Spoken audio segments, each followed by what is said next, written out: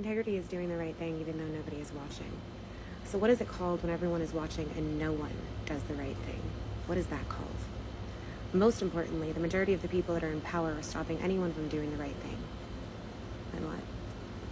I implore you to ask yourselves, what kind of adults are we, knowing the torture these infants, toddlers, and teens are enduring and not taking a stand against it? We all should be doing everything we can to end what is happening on social media.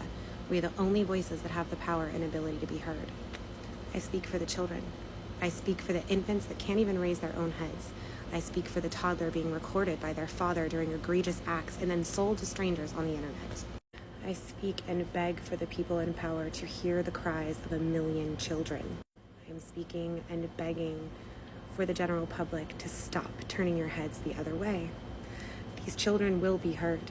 If you're in a position of power in the local community, what is happening with our children on social media should be the #1 priority. Speaking in regard to the health decline of our youth, ADHD, depression, anxiety, sleep disorders, suicide rates, and much more, it seems the best solution to bring our world out of our phones. Pipe dream, right? Why? Is it truly that far-fetched? I'm not suggesting we go back to the Stone Age. I'm suggesting that we take control of our communities, as Meta's slogan suggests. We aim to bring the people of the world closer together and take the power back into community. That's what Print's going to do. That's what Joe Schmoes like me are going to do.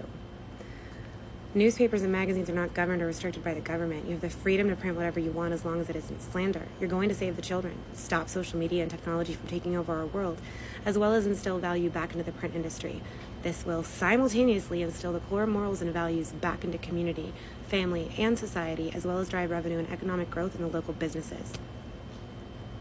We are going to start here with us. We are literally going to show the rest of the world that we are capable of controlling how much we allow technology in our community. We will not allow technology to rule our lives anymore in any capacity.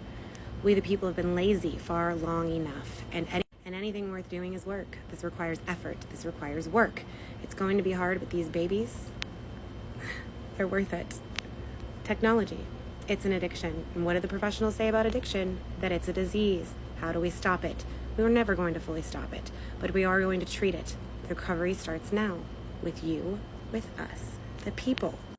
While technology has advanced in many aspects, it has literally taken our lives and made dangerous groups of people more profitable when targeting our youth. It is destroying our world in a multitude of ways. At this point, the negative outweighs any positive. Even if the children being sexually abused, tortured, and sold on these platforms was the only bad thing happening, it should be the only thing that moves every single human to stop it. I beg of you to ask yourselves why this torture has gone on under our noses for years. Why are we all accepting that this is the norm now? If this is the new norm, our world stands zero chance of coming correct in any aspect. We must unite for these children. We have to. Nothing else is going to matter until they matter.